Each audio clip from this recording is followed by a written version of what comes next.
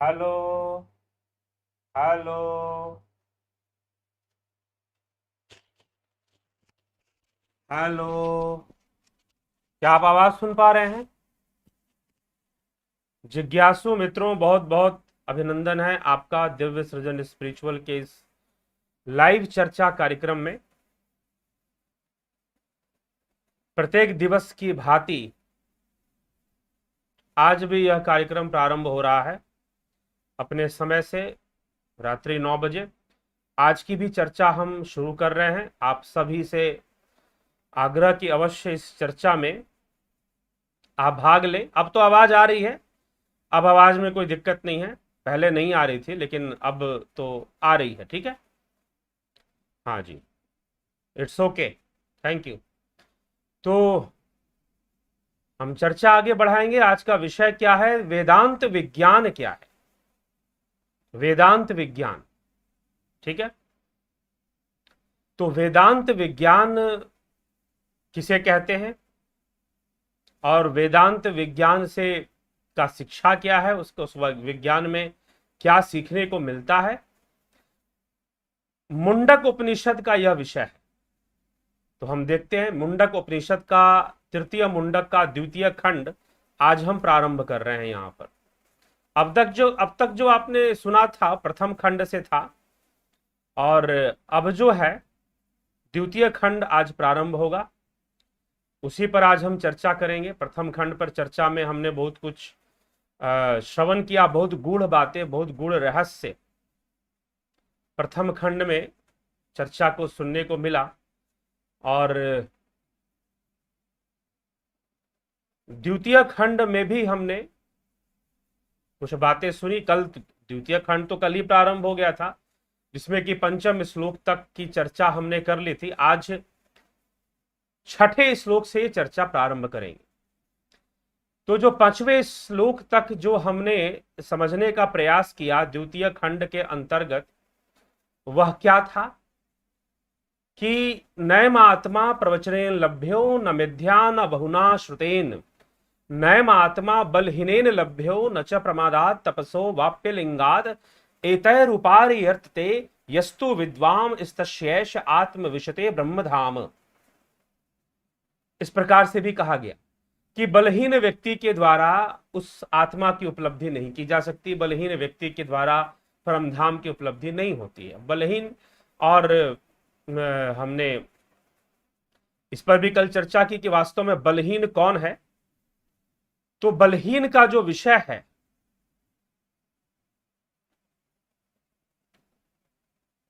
बलहीन का जो विषय है वह विषय क्या है, उस पर थोड़ी सी बातों को समझना भी जरूरी है कि बलहीन किसे कहते हैं। तो उस पर भी हमने कल चर्चा की। योग बलम बलम बलम, योग बल ही एक बल है, बाकी बल बल नहीं है। मात्र योग बल ही वास्तव में बल है, क्योंकि सारे बल क्षीण हो जाने वाले हैं, सारे बल परिवर्तनशील हैं। तो यह जो बल परिवर्तनशील हैं, यह जो बल क्षीण हो जाने वाले हैं, धन का बल हो, शस्त्र का बल हो, बाहुबल हो, शरीर का बल हो, सब कुछ क्षीण हो जाने वाला है, सब कुछ खत्म हो जाने वाला है। कोई बल स्थिर रहने वाला नहीं है। मात्र योग बलम बलम बलम, इसलिए योग बल ही मात्र बल है। योग बल ही मात्र बल है, दूसरा कोई बल बल नहीं है। तो ये हमें बताया गया, कल हमने इस विषय पर भी चर्चा किया। अब आगे का विज्ञान क्या कहता है, आइए उसे देखते हैं कि मुंडको उपनिषद में आगे कौन सी चर्चा है, आगे किस विषय की चर्चा ली जा रही है, क्या समझाया जा रहा है आगे के श्लोकों में। तो वेदांत विज्ञान की चर्चा आती है। यह वेदांत विज्ञान क्या है, इसको हम देखें तो महर्षि अंगीरा शौनक आदि ऋषियों को फिर से समझाते हुए जो तथ्य प्रकट करते हैं, उसमें वेदांत विज्ञान ही मुख्य विषय है। और वास्तव में वेदांत विज्ञान को समझना ही वेदांत के मूल को समझना है, क्योंकि उपनिषद वेदांत हैं, उपनिषद ही वेदांत हैं। वेदांत का मुख्य आधार उपनिषद हैं। उपनिषदों का आधार लेकर ही ब्रह्मसूत्र की रचना होती है, उपनिषदों का आधार लेकर ही उत्तर मीमांसा लिखी गई। जो कि वेदांत आधार बताए जाते हैं, ब्रह्मसूत्र और उत्तर मीमांसा। पूर्व मीमांसा, उत्तर मीमांसा। मीमांसा के दो भाग हैं। पूर्व मीमांसा को मीमांसा शास्त्र कहते हैं और उत्तर मीमांसा को वेदांत शास्त्र का आधार माना जाता है, वेदांत विज्ञान का आधार माना जाता है। तो वेदांत विज्ञान क्या है, इस पर देखिए। तो छठे श्लोक में महर्षि अंगिरा समझाते हुए कहते हैं कि वेदांत विज्ञान सुनिश्चितार्था संन्यास योगाद यतः शुद्ध सत्वा ते ब्रह्म लोकेशु प्रांत काले परामृता परिमुच्यन्ते सर्वे। वेदांत विज्ञान सुनिश्चितार्था, जिन्होंने वेदांत शास्त्र अर्थात उपनिषद के विज्ञान के द्वारा उसके अर्थभूत आत्मा को पूर्ण निश्चय पूर्वक जान लिया है। संन्यास योगात, कर्म फल और आसक्ति के त्याग रूप योग से जिनका अंतःकरण शुद्ध हो गया है। संन्यास योगात का मतलब क्या है? जिनमें आसक्ति नहीं हो गई, जो कर्म फल के प्रति अनाश्रित हो गए हैं। संन्यास का मतलब कोई गृह का त्याग कर देना, बड़े बड़े बाल दाढ़ी बढ़ा लेना और कोई लिबास, किसी खास रंग का लिबास ही धारण कर लेना, वह नहीं है। संन्यास का मतलब है जो श्री कृष्ण कहते हैं, अनाश्रित कर्म फलम कार्यम कर्म करोति यह सन्यासी च योगी। वही सन्यासी है और वही योगी है जो अनाश्रित होकर कर्म फल के प्रति करने योग्य सभी कर्मों को करता है, सभी कर्तव्य की पालना करता है। वही सन्यासी और वही योगी है। तो वही बात यहां पर भी कहा जा रहा है। और जो शुद्ध सत्वा, जिसका अंतःकरण शुद्ध हो चुका है, समस्त प्रयत्नशील साधक गण मरण काल में परांत काले अर्थात परांत काले परावस्था में जाने के लिए जब तैयार होते हैं, शरीर त्याग कर वह ब्रह्म लोकेशु परामृता परिमुच्यन्ति, वह ब्रह्म लोक में परम अमृत स्वरूप होकर सर्वथा मुक्त हो जाते हैं। जो ब्रह्म को जानने वाले होते हैं, जो साधक गण हैं, जो निरंतर ध्यान मग्न होकर साधना कर रहे हैं।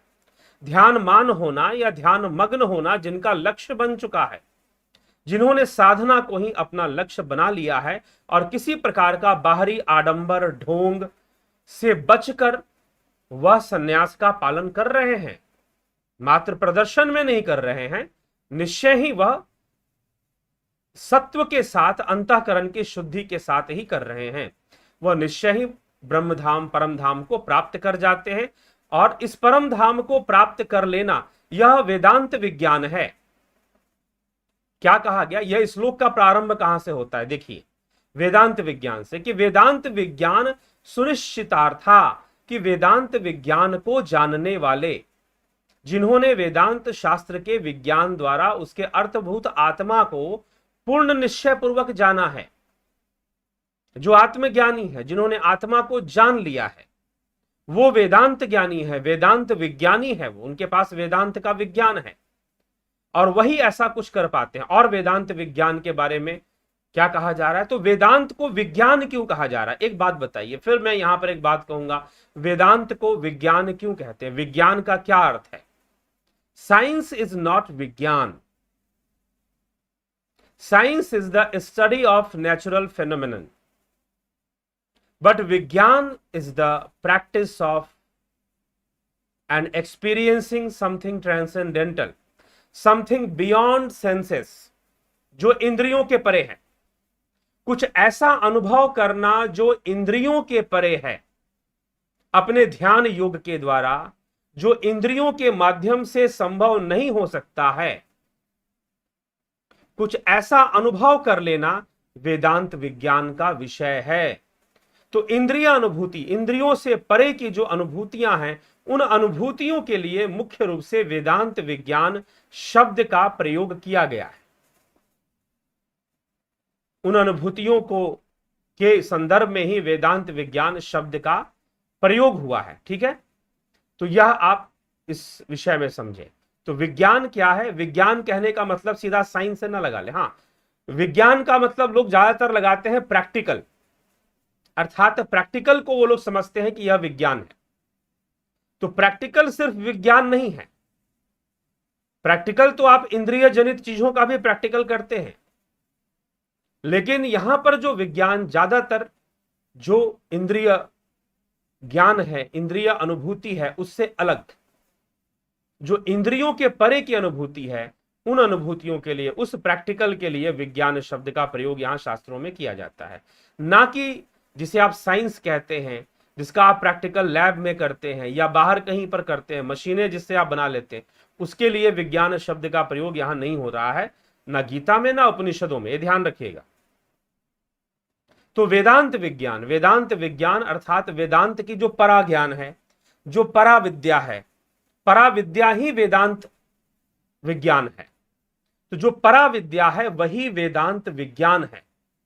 तो परा विद्या को जानने वाले, वेदांत विज्ञान को जानने वाले आत्मा को जान जाते हैं, और आत्मा को जानकर वह क्या करते हैं? परम धाम की प्राप्ति करते हैं। वो आत्मा में ही लीन होते हैं, उसी में प्रविष्ट होते हैं, उसी की प्राप्ति करते हैं। ठीक है, आगे कहा जा रहा है, गता कला पंचदश प्रतिष्ठा देवाश्च सर्वे प्रति देवतासु कर्माणि विज्ञानमयश्च आत्मा पर अवये सर्व एकी भवन्ति। कि 15 कलाएं और संपूर्ण देवता अर्थात इंद्रियां अपने अपने अभिमानी देवताओं में जाकर स्थित हो जाते हैं। समस्त कर्म और विज्ञान में आत्मा, ये सब के सब परम अविनाशी ब्रह्म में ही एक हो जाते हैं। विज्ञान वेदांत को समझाया जा रहा है।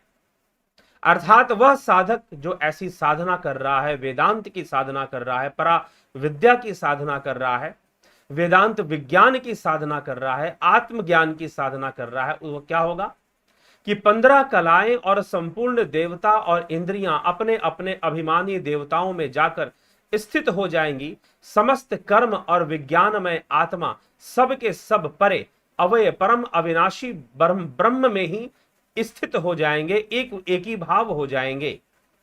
यथा नदः स्यन्दमाना समुद्रे अस्तम गच्छन्ति नाम रूपे विहाय तथा विद्वान नाम रूपाद विमुक्तः परात् परम पुरुष मुपैति दिव्यम। कि जिस प्रकार बहती हुई नदियां, सुनिए बड़ा सुंदर यहां पर उदाहरण लिया गया है, उपमा लिया गया है नदियों का, बहुत सुंदर बताया जा रहा है। नदियों के विषय में क्या बताया जा रहा है कि जिस प्रकार यथा नदः स्यन्दमाना समुद्रे, जिस प्रकार बहती हुई नदियां नाम रूप को छोड़कर समुद्र में विलीन हो जाती हैं, वैसे ही ज्ञानी महात्मा, वैसे ही आत्मज्ञानी योगी, वैसे ही आत्मज्ञानी साधक नाम रूप से विमुक्त होकर उत्तम से उत्तम दिव्य परम पुरुष को प्राप्त हो जाता है। क्योंकि जब नदी समुद्र में मिल जाती है तो ना कोई उसका नाम होता है, ना कोई उसका रूप होता है। ठीक है, कोई भी नदी हो, गंगा नदी हो, महानदी हो, ब्रह्मपुत्र हो, कावेरी हो, नर्मदा हो, समुद्र में जाकर मिल जाती हैं। अब समुद्र में जो मिल गई, ढूंढो नर्मदा कहां है, गंगा कहां है, कृष्णा कहां है, कावेरी कहां है, ब्रह्मपुत्र कहां है, क्या ढूंढ पाओगे? सब समुद्र ही कहलाती हैं। सबकी सब क्या कहलाती हैं? समुद्र ही कहलाती हैं। उनमें से कोई गंगा नहीं कहलाती, उनमें से कोई यमुना नहीं कहलाती, उनमें से कोई ब्रह्मपुत्र, कृष्णा, कावेरी, नर्मदा नहीं कहलाती। सबका क्या नाम है? समुद्र नाम है। ना तो वो अपने नाम को और ना ही रूप को रखती है, क्योंकि वह तो अहंकार का ही आधार था,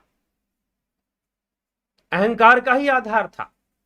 तो यथा नदः स्यन्दमाना समुद्रे अस्तम गच्छन्ति नाम रूपे विहाय, अर्थात नाम रूप का त्याग कर नाम रूप से विमुक्त होकर, तो जिस प्रकार बहती हुई नदियां नाम रूप को छोड़कर समुद्र में विलीन हो जाती हैं, वैसे ही योगी जन, ज्ञानी महात्मा नाम रूप से रहित होकर, विमुक्त होकर उत्तम से उत्तम, अर्थात उत्तम से भी परम उत्तम, अव्यक्त से भी परम अव्यक्त, वह परम धाम, वह परम पुरुष का परम धाम, वह आत्मा का धाम, उस धाम को प्राप्त होती हैं। वह परम पुरुष को, पुरुषम दिव्यम पुरुषम परात परम दिव्यम पुरुषम उपैति, अर्थात परम से भी परम वह दिव्य पुरुष को प्राप्त हो जाते हैं। वह ज्ञानी जन, वह महात्मा जन, वह योगी जन, वह साधक जन।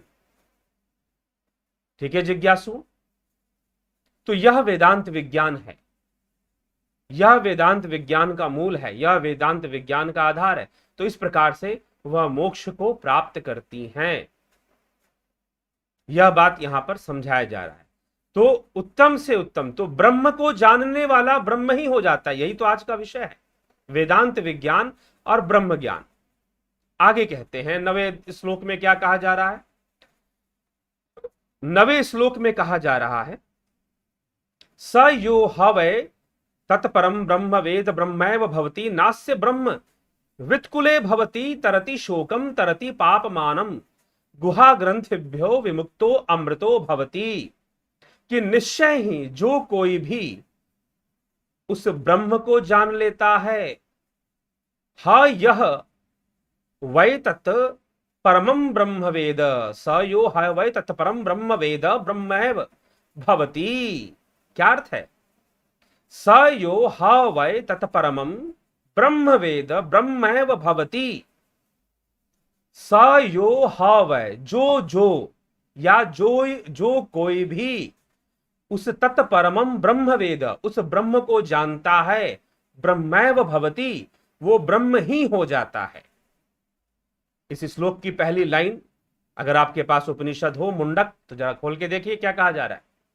स यो ह वै तत्परमं ब्रह्म वेद ब्रह्मैव भवति। जो जैसा जैसा या जो कोई भी उस परम ब्रह्म को जान लेता है, वह ब्रह्म ही हो जाता है। साफ साफ लिखा जा रहा है। यही वेदांत विज्ञान है, यही वेदांत विज्ञान की मुख्य शिक्षा है कि ब्रह्म को जानने वाले स्वयं ब्रह्म ही हो जाते हैं। अब आप कल्पना कर लोगे ब्रह्म मतलब अरे भाई उसके पास तो शक्तियां आ गई, वो तो भगवान हो गया, वो तो जो चाहे कर लेगा, अब तो उसके पास सब कुछ करने की शक्ति आ गई। तो आप कामनाओं के वशीभूत व्यक्ति अब क्या सोचेगा? उससे ज्यादा सोच ही नहीं पाएगा ना। वो इंद्रियों के वशीभूत, इंद्रियों के वश में रहने वाला, इंद्रियों से ऊपर उसकी सोच बेचारे की जा ही नहीं पाती है। आहार निद्रा भय मैथुन से ऊपर सोच ही नहीं पाता है। समस्या यहां पर है। और सारी तिकड़मबाजी, सारे कर्म, सारा बुद्धि उसी में लगाए रखता है। समस्या ये हो जाती है। ठीक है, लेकिन यहां समझाया जाए, स यो ह वै तत्परमं ब्रह्म वेद ब्रह्म भवति नास्या ब्रह्म वित्कुले भवति। कि जो उस ब्रह्म को जानने वाले हैं, वो ब्रह्म को जानकर वो महात्मा पुरुष ब्रह्म ही हो जाते हैं। इसके कुल में ब्रह्म को ना जानने वाला फिर कोई नहीं होता। फिर उनके कुल में ही जैसे राजा जनक का कुल हुआ, सब ब्रह्म को जानने वाले विदेही जनक हुए, तो वह ब्रह्म ही हो जाते हैं। और उनके कुल में ब्रह्म को जानने वाला फिर कोई नहीं होता। शोकम तरती, वह शोक से पार उतर जाते हैं। अब उनके लिए संसार में कोई शोक नहीं कि उन्हें यह मिला और उन्हें यह नहीं मिला, उन्हें यह प्राप्त हुआ, उन्हें यह प्राप्त नहीं हुआ। इन सब भावनाओं से वह मुक्त हो जाते हैं और शोक से पार हो जाता है। पाप मानम तरती, पाप समुदाय से तर जाता है। अब उसके लिए कोई पाप नहीं रह जाता, कोई पाप उसे दुख देने के लिए नहीं रह जाता। गुहा ग्रंथिभ्य विमुक्ता, हृदय की गांठों से मुक्त हो जाता है। विदंते हृदय ग्रंथि छिदंते सर्व संशया, मुंडकोपनिषद में तो पहले ही पढ़ लिया हमने। तो गुहा ग्रंथिभ्य विमुक्ता अमृतः भवति, और जो हृदय रूपी ग्रंथि, वह जो ग्रंथि है उसके गांठ खुल जाने से वह इस स्थूल शरीर के बंधन और इंद्रियों के बंधन से मुक्त होकर अमृतः भवति। यहां पर क्या लिखा जा रहा है? अमृतः भवति, अर्थात वह स्वयं अमृत हो जाता है, अमर हो जाता है, क्योंकि वह ब्रह्म हो जाता है। वेदांत विज्ञान को समझाया जा रहा है, वेदांत विज्ञान को समझाया जा रहा है कि निरंतर वेदांत विज्ञान अर्थात उपनिषद के विज्ञान को समझकर, पराविद्या के विज्ञान को समझकर, योग के विज्ञान को समझकर इस मार्ग पर चलने वाले साधक निरंतर साधना करते हुए अंत में परमधाम को ही प्राप्त होते हैं। जिस प्रकार से एक नदी समुद्र में मिल जाने पर अपने नाम और रूप का त्याग कर कर वह समुद्र ही हो जाती है, वह अपने नाम और रूप का त्याग कर कर क्या हो जाती है? समुद्र ही हो जाती है। तो नाम रूप का त्याग कर कर वह समुद्र ही हो जाती है। हमने ये सुना। तो नाम रूप का त्याग कर क्यों त्याग हो जाता है? समुद्र क्यों हो जाती है? क्योंकि वो समुद्र में मिल चुकी है, तो अब उसका ना नाम टिक सकता है ना उसका रूप ही टिक सकता है। तो नाम रूप का त्याग कर कर समुद्र होने वाली जो नदी है, वैसे ही इस जीव की भी स्थिति है। वह जीव भी इसी प्रकार से अपने नाम रूप का त्याग कर कर ब्रह्म को जानकर ब्रह्म में ही लीन हो जाता है, ब्रह्म ही हो जाता है। इसी विषय को समझाने के लिए अहम ब्रह्मास्मि की भी तथ्य को रखा गया। सत्य तो यह है कि ब्रह्म ही हो, बस तुम जानते नहीं हो, जानने की आवश्यकता है।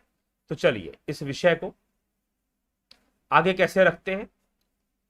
तो आखिरी श्लोक में क्या कहा जा रहा है, तते तद, महर्षि अंगिरा कहते हैं तते तद चाभ्ययुक्तम क्रियावंत श्रोत्रिया, तते तक्त चाभ्ययुक्तम क्रियावंत श्रोत्रिया ब्रह्मनिष्ठा स्वयं जुहवत एकर्षि श्रद्धयंत तेषाम वैताम ब्रह्म विद्याम वदेत शिरोव्रतम विधि वधस्तु चरणम। उस ब्रह्म विद्या के विषय में यह बात, तत् एतत्, अर्थात उस ब्रह्म विद्या के विषय में बात की जा रही है। उस ब्रह्म विद्या के विषय में यह बात ऋचा द्वारा कही गई है, अर्थात ऋषियों द्वारा कही गई है, अर्थात योगियों द्वारा कही गई है, उपनिषदों द्वारा कही गई है। यहां पर यह अर्थ लेना चाहिए। उस ब्रह्म विद्या के विषय में ऋचा अभियुक्तम, ऋचा द्वारा कही गई है, जो निष्काम भाव से कर्म करने वाले। अब देखिए यहां पर अब निष्काम भाव से कर्म करने वाले की बात आ रही। क्रियावंता, निष्काम भाव से कर्म करने वाले, वेदों के अर्थ के ज्ञाता, ब्रह्मनिष्ठ, ब्रह्म के उपासक है। ब्रह्मनिष्ठ होने का मतलब क्या है बताइए। ब्रह्मनिष्ठ होने का मतलब जो ब्रह्म के उपासक हैं और ब्रह्म की उपासना में स्वयं को स्थित रखते हैं, उस मार्ग का कभी त्याग नहीं करते हैं। तो ब्रह्मनिष्ठ श्रद्धेयंत, श्रद्धा रखते हैं, स्वयं एकर्षि नाम वाले प्रज्वलित अग्नि में नियमानुसार हवन भी करते हैं, तथा जिन्हें विधि पूर्वक सर्वश्रेष्ठ व्रत का पालन किया है, उन्हीं को यह ब्रह्म विद्या बतलानी चाहिए। ब्रह्म विद्या का अधिकारी कौन है, एलिजिबिलिटी क्या है ब्रह्म विद्या का। वह एलिजिबल है ब्रह्म विद्या का, क्या है भाई, कि जो इस प्रकार से ब्रह्मनिष्ठ हो, जिज्ञासु हो, ब्रह्म को जानने की, ब्रह्म उपासना में स्थित रहना जानता हो, एक ही भाव हो चुका हो, उसका मन लग चुका हो कि मुझे तो ब्रह्म को जानना है और दूसरे कामों से मुझे लेना देना नहीं है, मेरे जीवन का लक्ष्य यही ब्रह्म है। जो ऐसा जान चुका है और वह निरंतर एक ही भाव से एकर्षि नाम वाले प्रज्वलित अग्नि में नियमित रूप से जो क्या करते हैं, अग्निहोत्र करते हैं। यहां यह भी समझाया जा रहा है, अग्निहोत्र की बात की जा रही है, जो ऋचा द्वारा, ठीक है, एकर्षि नाम से प्रसिद्ध प्रज्वलित अग्नि में शास्त्र विधि से श्रद्धा पूर्वक हवन करने वाले देवताओं का यजन करते हुए, जो श्रद्धा पूर्वक ब्रह्म भाव ही रखते हैं और ब्रह्म भाव की ओर ही आकर्षित होते हैं, वह उस एक को ही मानते हैं, उस ब्रह्म के अलावा किसी और को ना मानते। अब वो समझ गए हैं कि ना उन्हें देवताओं से ना उन्हें सिद्धों से कुछ प्राप्त होने वाला नहीं है, जो कुछ भी प्राप्त होगा वह सब नश्वर और परिवर्तनशील होगा, देवता जो भी देंगे परिवर्तनशील होगा। तो इसीलिए अब मुझे ब्रह्म चाहिए। जिनके मन में ऐसी भावना आ गई है कि अब मुझे ब्रह्म चाहिए, मुझे ब्रह्म ज्ञान चाहिए, जो ऐसी भावना से परिपूर्ण हो चुके हैं, जो ऐसी भावना के वशीभूत हो चुके हैं, जो ऐसी भावना से भरे हुए हैं कि अब उन्हें ब्रह्म ही चाहिए, दूसरा कुछ नहीं चाहिए, तो वही मात्र ब्रह्म विद्या के योग्य माने जाते हैं। ठीक, आगे क्या कहा जा रहा है, एक श्लोक और है इस अध्याय में। तदे तत् सत्य मृषि अंगिरा पुण्यवाच नैतद चीर्ण व्रतो अधीते नमः परम ऋषिभ्यो नमः परम ऋषिभ्य। उसे इसी सत्य को अर्थात यथार्थ विद्या को पूरा पहले ऋषि अंगिरा ऋषि ने कहा था, जिसने इस व्रत का पालन किया था, पालन किया है और नहीं किया है वह इसे नहीं पढ़ सकता। जिसने मतलब कि यहां पर जो एकर्षि हवन की बात की गई, जो ब्रह्म में भाव करने की, ब्रह्म में भाव करना ब्रह्मचर्य कहा जा रहा है। यहां पर क्या कहा जा रहा है? ब्रह्म में भाव करना ही यहां ब्रह्मचर्य कहा जा रहा है। तो टीका के अंदर, श्लोक के अंदर तो उसे बस एक ही भाव ही कहा जा रहा है। तो जिस शब्द का प्रयोग हुआ है अचूर्ण व्रत, ठीक है, उसका पालन करते हुए, एक ही भाव से रहते हुए, ब्रह्म को अपना जीवन समर्पित करने वाले, ऐसे महर्षि अंगिरा के द्वारा बताया गया। और इसका अधिकारी वही है जो ऐसी भावना करने वाला है। तो उस ब्रह्म विद्या रूप इस सत्य को पहले महर्षि अंगिरा ने उपयुक्त प्रकार से शौनक ऋषि को उपदेश किया। जिसने विधि पूर्वक ऐसे व्रत का पालन नहीं किया हो वह इसे नहीं पढ़ पाता और इसके गूढ़ अभिप्राय को भी नहीं समझ सकता। तो परम ऋषियों को नमस्कार, परम ऋषियों को नमस्कार, इस प्रकार 2 बार ऋषियों को नमस्कार करके ग्रंथ समाप्ति की सूचना दी जाती है। तो मुंडक उपनिषद रूपी यह जो ग्रंथ है यहां पर समाप्त होता है। तो जिनका मन ब्रह्म में लग गया, जिनका मन ब्रह्म उपासना में लग गया, जो जान गए कि अब मुझे ब्रह्म को ही जानना है, जिनके अंदर ऐसी भावना स्थित हो गई, जिन्होंने संसार के खेल को देख लिया और समझ गए कि इस प्रकृति से कुछ मिलने वाला नहीं, इस संसार से कुछ मिलने वाला नहीं, देवता भी कुछ दे नहीं सकते, देवता भी मात्र भोग विषयों को ही प्रदान करने वाले हैं, देवताओं के सामर्थ्य में भी सब कुछ देना नहीं है। अगर मैं अपने आप को पूर्ण काम करना चाहता हूं, संपूर्ण कामनाओं को पूर्ण कर लेना चाहता हूं, तो अब मात्र और मात्र ब्रह्म में लीन होकर ही यह सब संभव है। जो ऐसी भावना जिनके अंदर आ गई है और जो उपासना के मार्ग पर चल चुके हैं, कुछ ना कुछ प्रयास तो कर ही रहे हैं, मात्र ऐसे लोगों को ही ब्रह्म विद्या देनी चाहिए, ब्रह्म विद्या देनी चाहिए।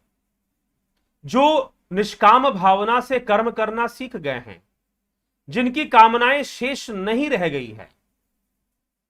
कई प्रकार की कामनाएं होती हैं। कुछ लोगों के अंदर कामना होती है सांसारिक भोग विषयों की कामना, धन की कामना, बड़े बड़े गाड़ियों की कामना, बंगले की कामना, पैसे की कामना, सुंदर स्त्री सुंदर पुरुष की कामना।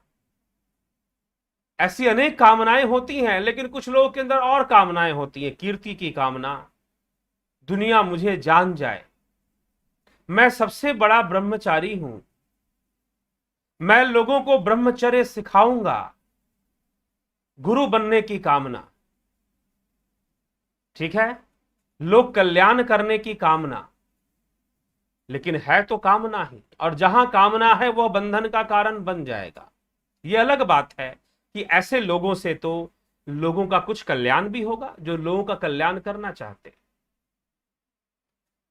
अगर निष्काम भाव से करना चाहते हैं तो उसका फल भी मोक्ष के रूप में ही प्राप्त होगा। तो ऐसी कई चीजें हैं जहां पर यह सब बातें हैं। इसीलिए मित्रों, मैं एक बात जरूर कहूंगा कि अपना कर्म कीजिए।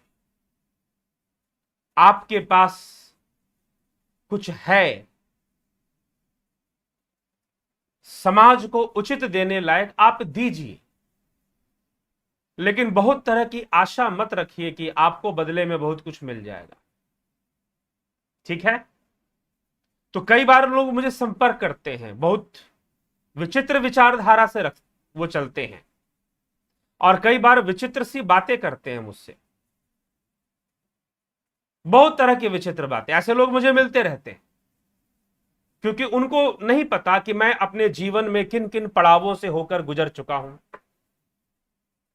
दे डोंट नो, और वो नहीं जानते और वो मुझे भी नहीं जानते। तो एक साधारण सांसारिक अपनी मानसिकता लेकर वो मेरे विचारधारा को नहीं से समझते, तो वैसे ही समझकर लोग मुझे फोन भी करते हैं, कई बताते भी हैं, बोलते भी हैं, कई मुझे लोभ लालच भी देते हैं।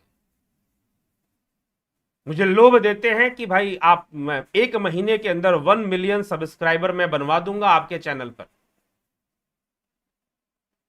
ऐसे भी लोग हैं। कुछ लोभ देते हैं कि मैं आपका प्रोग्राम यहां ये कर दूंगा, सीधा जानना पहचान, ऐसे लगता है कि सब कुछ करके दिखा देंगे कुछ ही देरों में। तो मैं ऐसी कोई महत्वाकांक्षा लेकर नहीं आया हूं, इसीलिए खरा खरा बोल जाता हूं। कई बार कोई ज्यादा गुरुजी करता है तो उसको भी अच्छे से समझा देता हूं, भैया ज्यादा गुरुजी करोगे तो मैं प्रसन्न होकर तुम्हें कुछ कर दूंगा या कुछ कह दूंगा या बता दूंगा, ऐसी कामना मत रखना। उनको फिर यह भी मुझे जवाब देना पड़ता है, ठीक है, जो थोड़ा बहुत जानता हूं इस जीवन के रहते बता देना चाहता हूं। कुछ लोग जान ले, कुछ साधनाएं कर ले, ठीक है। बाकी तुम श्रद्धा से कहोगे या दिखावे में कहोगे, वो मुझसे छुपेगा नहीं, क्योंकि कोई ऐसी आसक्ति अगर होती मेरी तो मैं भी कोई माथे पे तिलक लगाकर, दाढ़ी बाल बढ़ाकर, कुछ कपड़े उपड़े पहनकर आता, जिससे कि एकदम लगता कि मैं कोई महंत हूं, कोई गुरुजी हूं। मैं करके आता ना, ऐसा वेश धारण करके आता। तो ना कोई मैं महंत, ना कोई मैं गुरुजी, ना मैं कोई मोटिवेशनल स्पीकर भी नहीं, मैं सीधा बता रहा, वो लेबल भी नहीं है। बस आप लोगों से अनुभव शेयर कर रहा हूं और कुछ नहीं है, बता रहा हूं। उपनिषद पढ़े हैं तो उपनिषदों से बहुत वर्ष पहले मैंने उपनिषद पढ़े थे, 8 से 9 वर्ष पहले। बीच में दूसरी चीजों को भी पढ़ता गया। आज भी कोई नया ग्रंथ मिल जाता है, कोई नई बातें मिल जाती हैं, तो मुझे लगता है कि भाई हाँ, इसको पढ़ना चाहिए, तो वो भी पढ़ लेता हूं, ठीक है। तो श्रद्धा से जो लोग कहते हैं वो समझ में आता है, लेकिन कई बार ऐसे लोग भी टकरा जाते हैं यूट्यूब के माध्यम से भी, फोन भी कर कर, वो लगने लग जाता है कि कुछ ज्यादा ही गुरुजी कर रहे हैं। तो फिर लगता है कि भाई कुछ और ही इच्छा है इनकी। तो ऐसा मत सोच के बैठना कि आप बहुत ज्यादा वो करोगे। अगर वास्तव में आप कुछ करना चाहते हैं तो जो साधना, जो बातें मैं बता रहा हूं उसको ग्रहण कीजिए, और मेरे साथ मिलकर कुछ कर सकते हैं तो करिए, लेकिन पता तो चले कि आप कुछ करना चाहते हैं, वास्तव में करना चाहते हैं। तो यह विषय है। तो इसीलिए यह जो विषय है, देखिए योग जो विषय है ना, योग व्यक्तिगत विषय है। आप योग के मार्ग पर हैं, आप ज्ञान के मार्ग पर, भक्ति के मार्ग पर ईमानदारी से हैं, यह आपका व्यक्तिगत विषय है। कोई दूसरा इसको लेबल नहीं दे सकता। जहां लेबल मिलेगा वहां त्रुटि आ जाएगी, ध्यान रखिएगा। जहां लेबल के चक्कर में पड़ोगे वहां त्रुटियां आनी शुरू हो जाएंगी, तुरंत वहां कमियां आनी शुरू हो जाएंगी, ठीक है। तो वहां कमी आ जाएगी, और जब कमी आ जाएगी तो फिर बात कुछ और हो जाएगी। लेकिन दुर्भाग्यपूर्ण है कि लोग भक्त बनना नहीं चाहते, भक्त दिखना जरूर चाहते हैं। लोग समाज सेवा करना नहीं चाहते, समाज सेवी दिखना जरूर चाहते हैं, क्योंकि जो दिखेगा फंडिंग तो उसी को मिलेगा ना। समस्या यहां पर आ जाती है। इसलिए जिज्ञासु, योग का जो मार्ग है यह करने का मार्ग है, जानने का मार्ग है। स्वयं जानिए, दूसरे जानना चाहते हैं, उनके जानने में आप भी कुछ सहायक बन पाए, यही सबसे बड़ी बात है। दूसरे जानना चाहते हैं, आप भी उसको जानने में सहायक बन पाए, पर्याप्त है इतना। तो इसीलिए विचार कर कर ही इस मार्ग पर कदम रखें, ठीक। अभी कोई मैंने कोई देखा अभी कहीं पर कि एक कोर्स चल रहा है, कहीं पर मैंने शायद फेसबुक पर या कहीं कुछ मैंने देखा है, सोशल मीडिया पर ही एक कोर्स चलाया जा रहा है कि ब्रह्मचर्य करना सीखो। अब पता नहीं भैया ब्रह्मचर्य कहां से सिखाएंगे। अब मुझे तो कृष्ण से बड़ा कोई ब्रह्मचारी दिखा नहीं आज तक। राजा जनक से बड़ा ब्रह्मचारी कौन? याज्ञवल्क्य से बड़ा ब्रह्मचारी कौन? तो अब बताओ, आप ये ब्रह्मचर्य कौन सा ब्रह्मचर्य सिखाओगे? क्योंकि ब्रह्मचर्य अपने आप में, ब्रह्मचर्य इज नॉट सेलिबेसी। क्रिश्चियनिटी में जो सेलिबेसी की बात आती है, विवाह ना करना, वीर्य की रक्षा करना, यह मात्र ब्रह्मचर्य नहीं है। ठीक है, एक ब्रह्मचर्य का एक छोटा सा अंग मात्र है। कभी जल्दबाजी में गलती से कदम मत रख लेना, भविष्य बिगाड़ लोगे अपना। सीधा बता रहा हूं, मैंने बहुत अच्छे खासे ब्रह्मचारी देखे? तब बता रहा हूं, अनुभव से बता रहा हूं और सचेत कर रहा हूं, गलती से ऐसे ब्रह्मचर्य के प्रति कदम मत बढ़ा देना, खास करके जो युवा लोग हैं। क्योंकि ब्रह्मचर्य मात्र उतना नहीं है, ब्रह्मचारी होने के लिए ब्रह्म उपासना जरूरी है, ब्रह्म भाव जरूरी है। उत्तमो ब्रह्म सद्भावो ध्यान भवस्तु मध्यमा स्तुतिर जपो अधमो भावो बही पूजा अधमाधमा। समता जरूरी है, सुख दुखे समय कृत्वा लाभा लाभो जया जयो। ठीक है, लाभा लाभो जया जयो, जय पराजय लाभ हानि सुख दुख में जिसने समता को धारण कर लिया है वो ब्रह्मचारी है। और यही अर्जुन को सिखाया जा रहा है। भगवान कृष्ण अर्जुन को क्या सिखा रहे हैं? ब्रह्मचर्य ही तो सिखा रहे हैं, और क्या सिखा रहे हैं? अर्जुन को श्री कृष्ण जो ज्ञान दे रहे हैं वो ब्रह्मचर्य ही सिखा रहे हैं। तो व्यर्थ का जो आजकल चला हुआ है या चलता है उससे बच जाना। गीता को सभी कभी गीता की तरह पढ़ लेना, ठीक है? गीता को गीता के परिवेश में पढ़ लेना। गीता पढ़ते वक्त कभी मत भूलना कि गीता की जो चर्चा है वो दो योद्धाओं के बीच में है, दो राजाओं के बीच में है, दो क्षत्रियों के बीच में है और युद्ध भूमि के बीच में है। वह किसी आश्रम की चर्चा नहीं है, ठीक है? वह किसी ब्रह्मचारी की भी उस तरह से जो दिखावे में जो ब्रह्मचारी होते हैं, वेशधारी ब्रह्मचारी, उनकी भी चर्चा नहीं है। तो दो योद्धा खड़े हैं भाई। आपको अध्यात्म मिलता कहां से है? रामायण पढ़ो या गीता पढ़ो, आपको अध्यात्म योद्धाओं से मिल रहा है। तुलसीदास जी हनुमान जी के लिए लिख रहे हैं कि कियहु कुवेश साधु कल हनुमान जयंती थी। कोरोना का ऐसा चक्कर कि मैं भी थोड़ा व्यस्त हो जाता हूं। कई लोग मेरे भी परिचय में कोरोना से ग्रस्त हो गए हैं।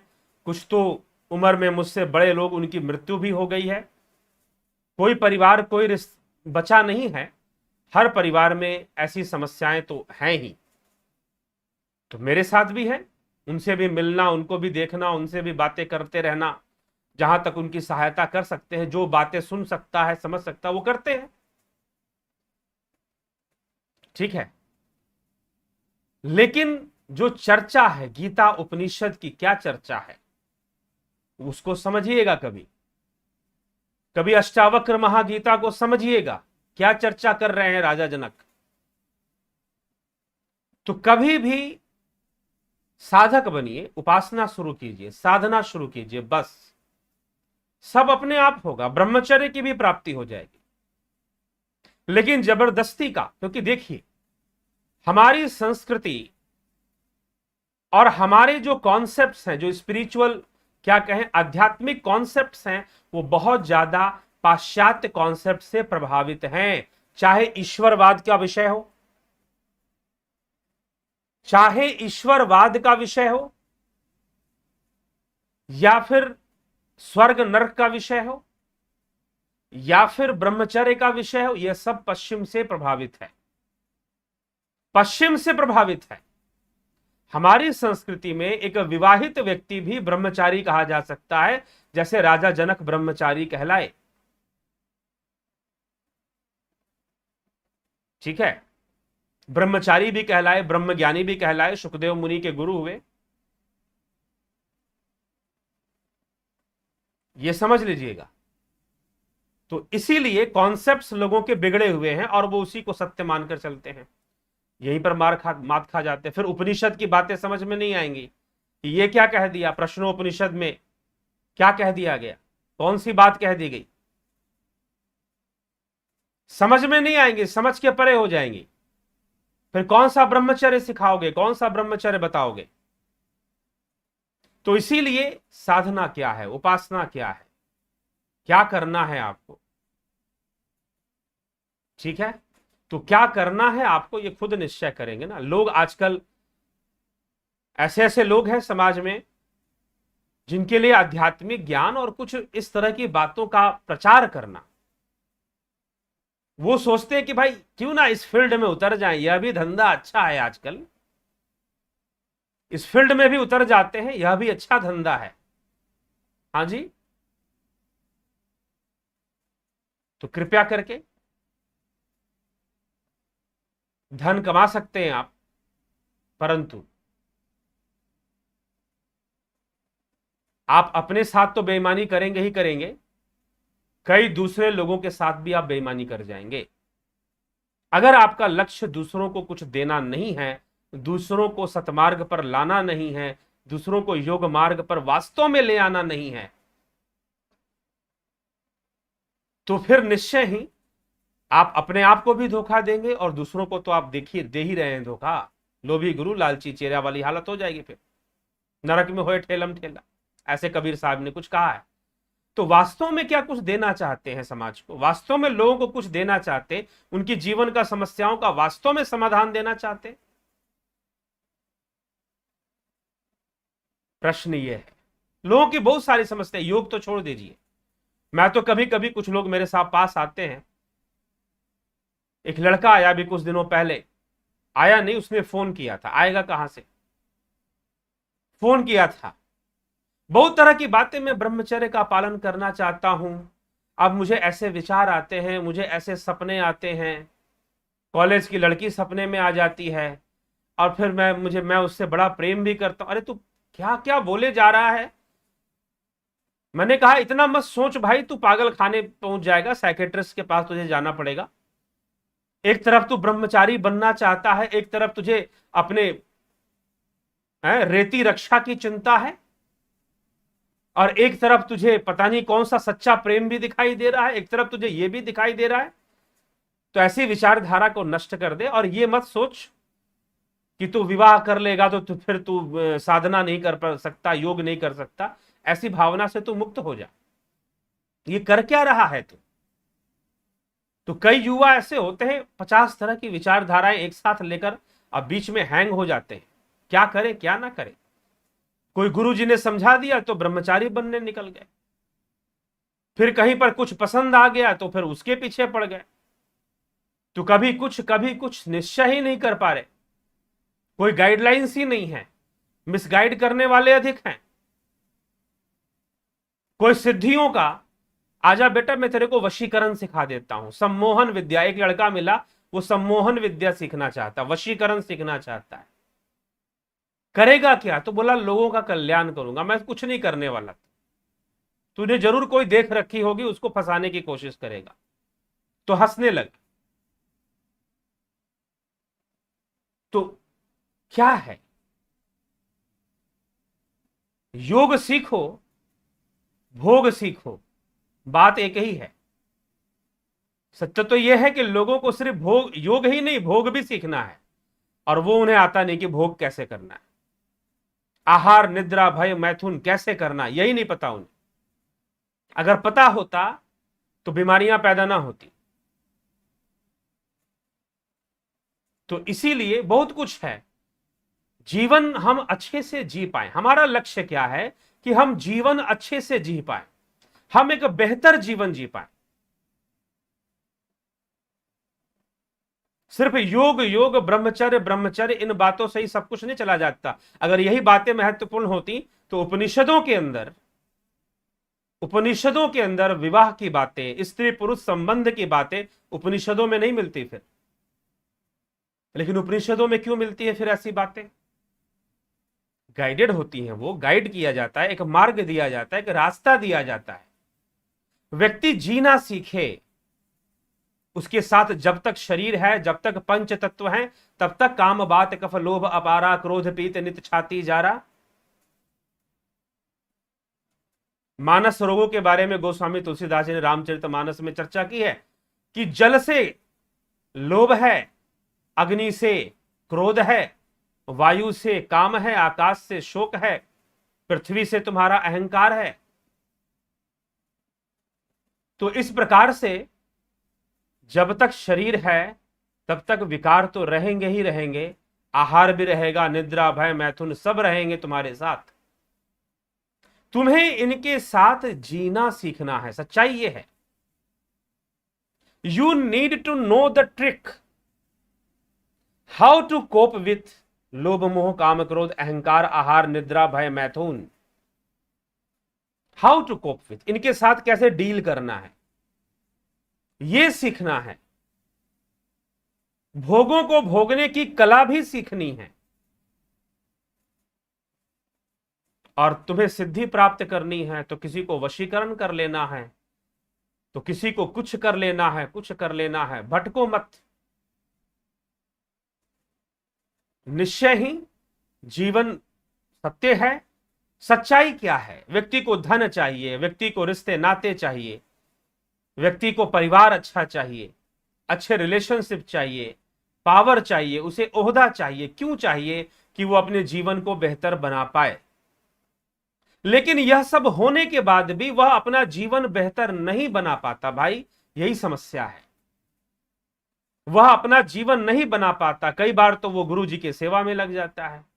अब गुरु जी बेचारे सेवा लेते रहते, बेटा तेरा मोक्ष हो जाएगा, तेरे साथ चमत्कार हो जाएगा, तेरा ये हो जाएगा, चमत्कारों के वशीभूत कि ऐसा हो जाएगा, वैसा हो जाएगा। इस चक्कर में अब वो गुरु जी की सेवा में लगा हुआ है, काफी समय गंवा देता है, फिर लगता है कि गुरु जी के पास इतना समय रहकर तो मिला नहीं कुछ।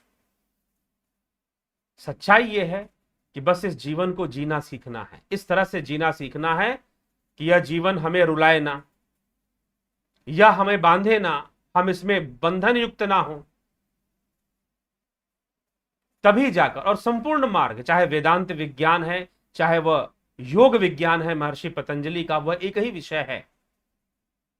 वह एक ही विषय है। निष्काम कर्म योग का मार्ग है।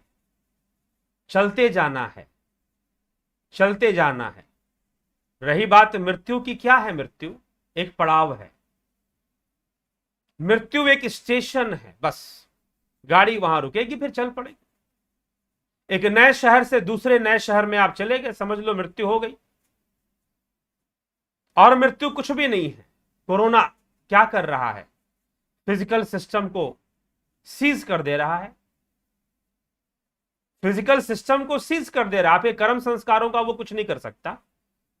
कर्म संस्कार तो रहेंगे ही रहेंगे, वो तो रहेंगे ही रहेंगे, वो वैसे के वैसे रहेंगे। जिंदगी आगे बढ़ेगी। जिंदगी, जीवन बहुत शक्तिशाली है, मृत्यु बहुत कमजोर है। इसलिए जीवन अनंत है, मृत्यु क्षणभंगुर है। तुम कहते हो कि जीवन क्षणभंगुर है, जी नहीं, मृत्यु क्षणभंगुर है। हां, बस मृत्यु इतना कर देती है कि जीवन का मोड़ बदल देती है, एक टर्न ले आती है जीवन में, बस इतना ही है। टर्न ले आती है ना एक जीवन में। एक शहर से दूसरे शहर में गए तो नए मित्र बन गए। पहले वाले शहर में दूसरे मित्र, दूसरे पड़ोसी, उनके साथ उठना बैठना, पार्टी करना, खाना पीना सब था। दूसरे शहर में चले गए, वो शहर छूट गया, उस शहर से कोई लेना देना नहीं, छूट गया। दूसरे शहर में गए, दूसरे नए मित्र मिल जाएंगे, नए माता पिता, नए भाई बहन, नए लोग, कर्म संस्कारों के आधार पर फिर से मिल जाएंगे। जीवन चलता रहेगा। जीवन बहुत ताकतवर चीज है। मृत्यु तो बहुत क्षणभंगुर है, छोटी सी चीज है। आएगी, आपसे शरीर छीन लेगी, नए शरीर की ओर आगे बढ़ जाओगे।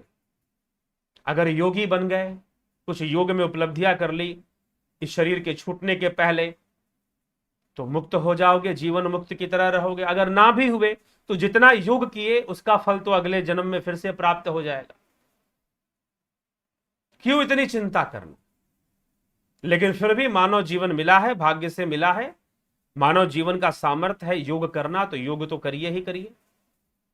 योगी बनिए। अपने शरीर की रक्षा तो करनी ही चाहिए।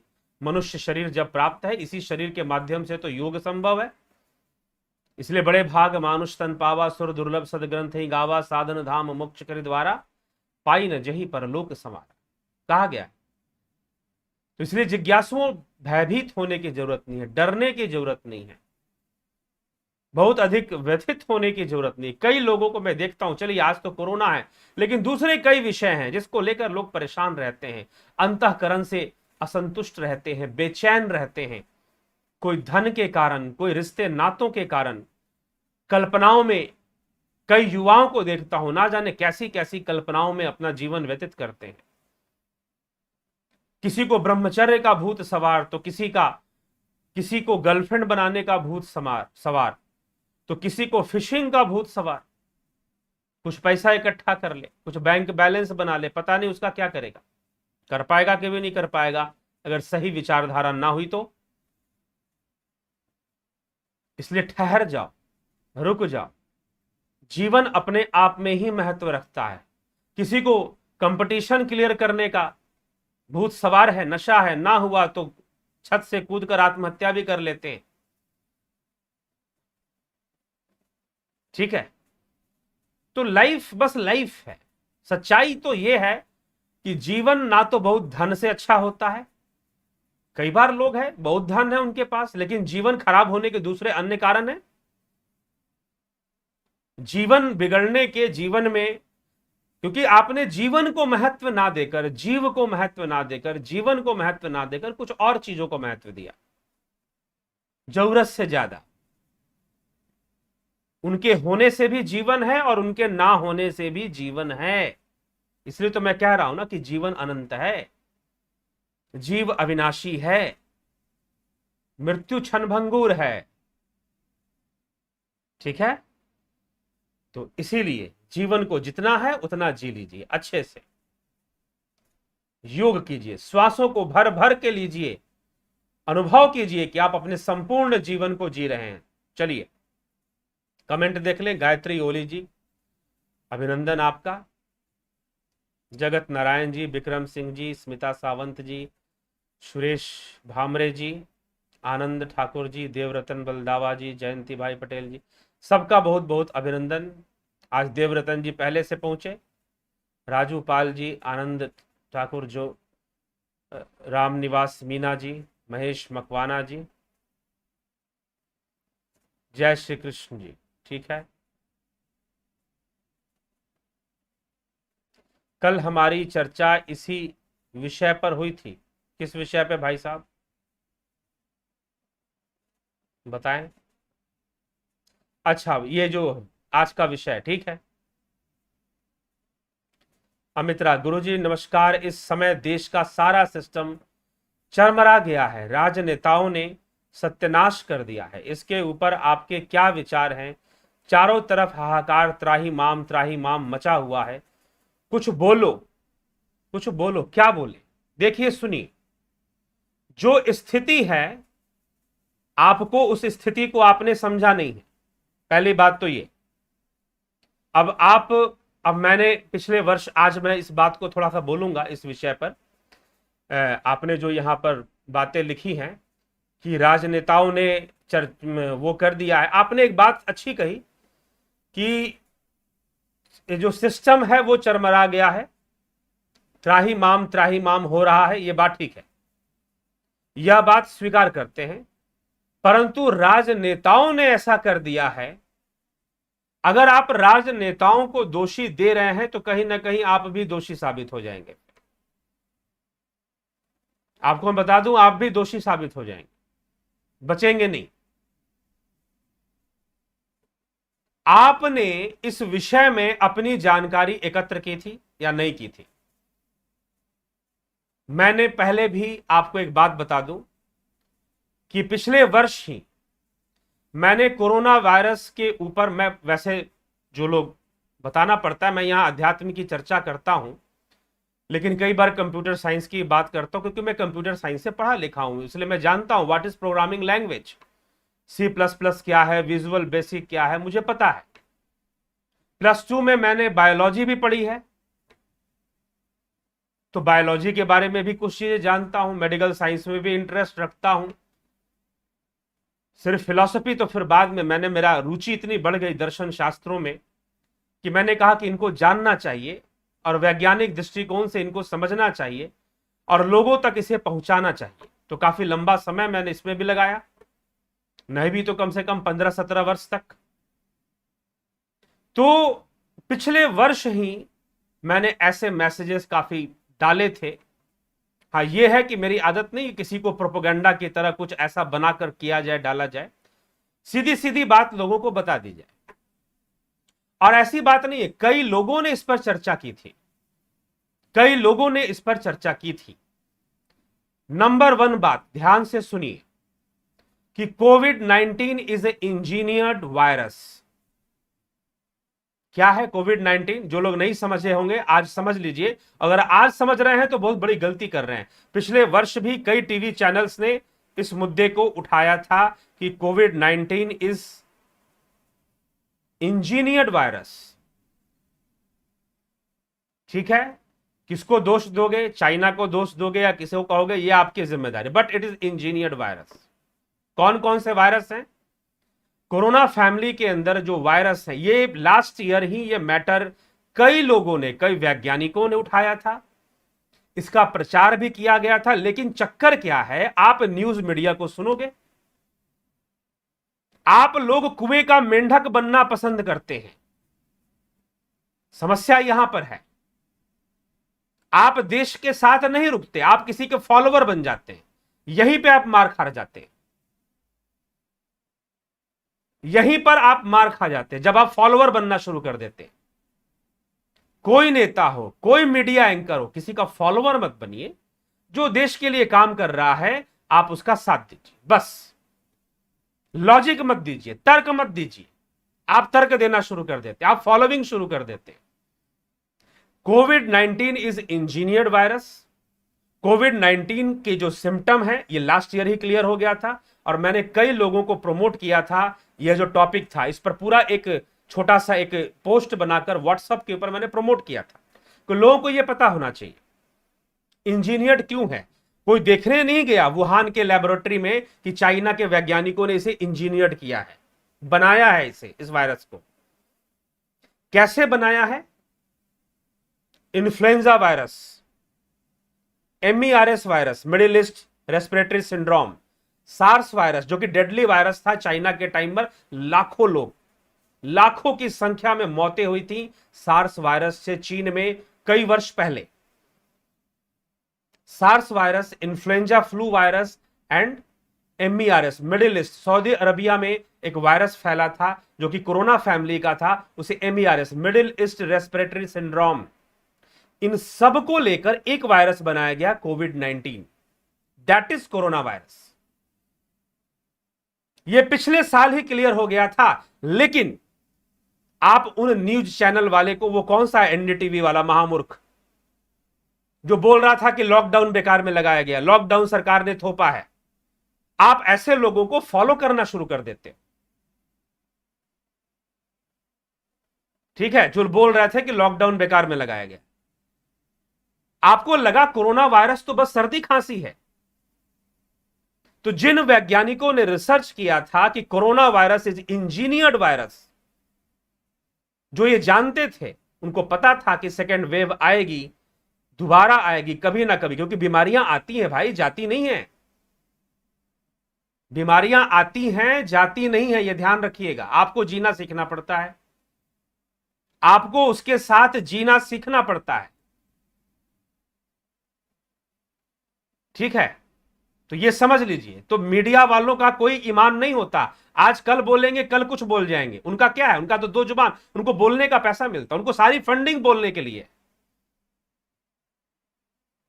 तो आप बस सुनो, न्यूज सुनो, किसी न्यूज एंकर को फॉलो मत करो, उसका फॉलोवर मत बनो। जहां आप फॉलोवर बन जाते हो वहीं गड़बड़ हो जाता है।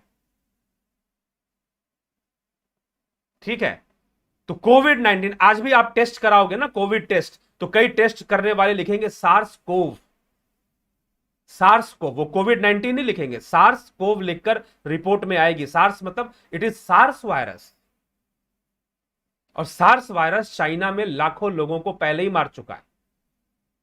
एंड वो सार्स वायरस इंजीनियर्ड किया गया वुहान की लेबोरेटरी के अंदर। This is the truth. ये सच्चाई बोलोगे तो चाइना, अगर कोई बहुत बड़ा वैज्ञानिक बोल दे तो चाइना मरवा दे उसे, अपने वैज्ञानिकों को मरवा देता है, अपने वैज्ञानिकों को मरवा देता है। आप ट्रंप विरोधी हो सकते हैं, लेकिन ट्रंप ने जो कहा था इट इज चाइनीज वायरस, 100% सत्य कहा था। तो कम्युनिस्ट का इतिहास आप देख लो, शर्नोबिल का इतिहास आप देख लो, यूक्रेन के अंदर जो 86 में जो एटॉमिक रिसर्च सेंटर के अंदर जो ब्लास्ट हुआ था, लाखों लोग मर गए थे, आपको पता नहीं है। आप तो सिर्फ ये सुनते हो कि हिटलर ने इतने लोगों को मरवा दिया था, आपने क्यों नहीं सुनते कि माओ ने कितने लोगों को मरवाया था? हिटलर का आधा भी नहीं मरवाया होगा हिटलर ने, जितना माओ ने हत्याएं की हैं। तो आप न्यूज एंकर का फॉलोअर मत बनो, क्योंकि न्यूज एंकर एक एजेंडा चलाता है, वो एजेंडे को चलाता है जिस एजेंडा के लिए उसको फंड होता है। आप फॉलोअर बन जाते हैं। तो ये पहले से डेडली वायरस तो था ही, इंजीनियर्ड वायरस है, इसके अंदर सार्स भी है, इसके अंदर इन्फ्लुएंजा भी है, इसके अंदर एमईआरएस भी है। एक साथ 5-5 वायरस को मिलाकर एक वायरस बना दिया गया। ये पिछले साल ही क्लियर था, लेकिन तब लॉकडाउन का निर्णय कोई गलत बता रहा था, तो कोई लॉकडाउन से परेशान था, तो कोई। आपका क्या काम है ताली बजाने का? जब हनुमान जी को रावण ने पकड़ लिया, सुनिए ध्यान से, आप लोगों की स्थिति कैसी है। जब हनुमान जी को रावण ने पकड़ लिया तो लंका की जनता बड़ी खुश।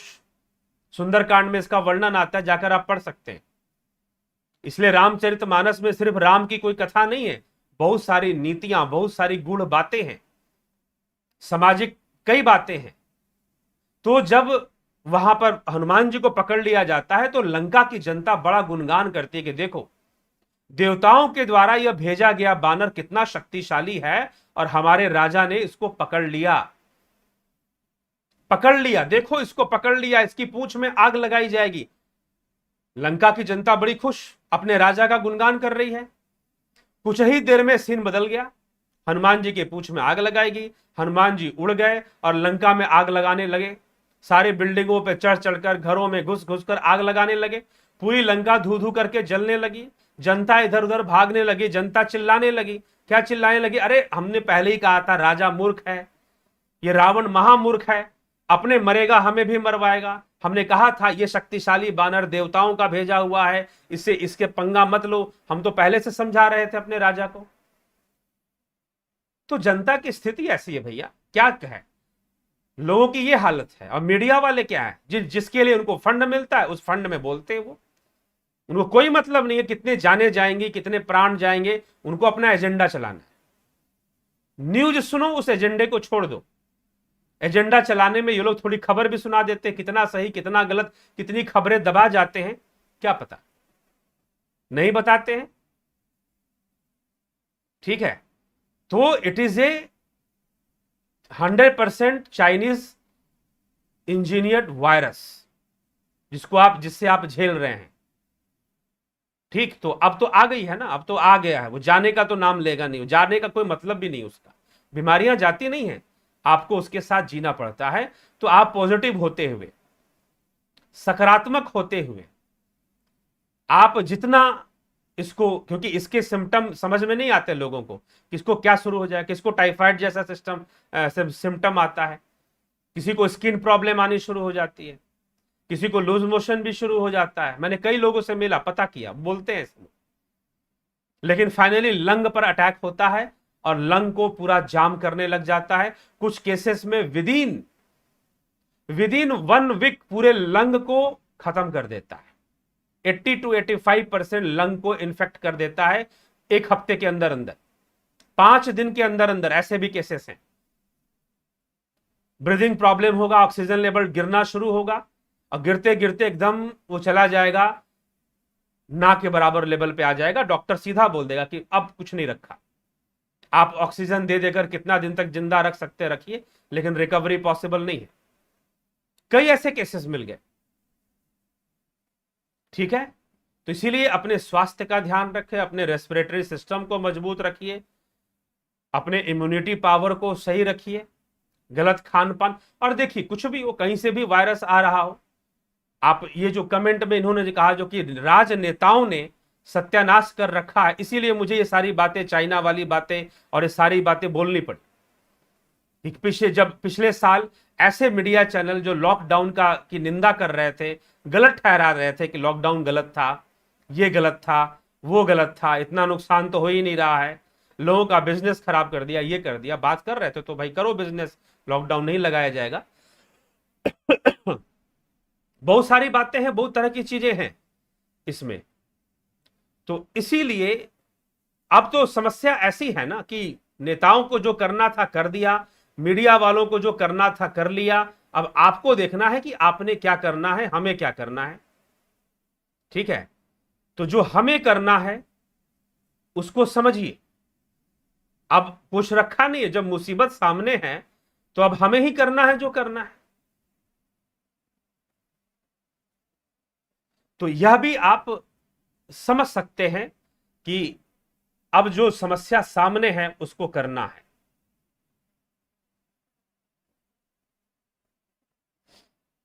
चलिए जी, जोंती दत्ता जी, राजू पाल जी,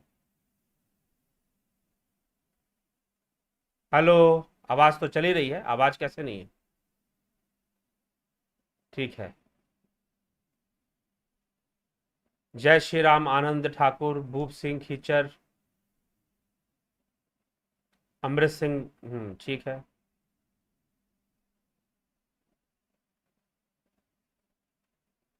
जे M K produces parallel pipe do, okay.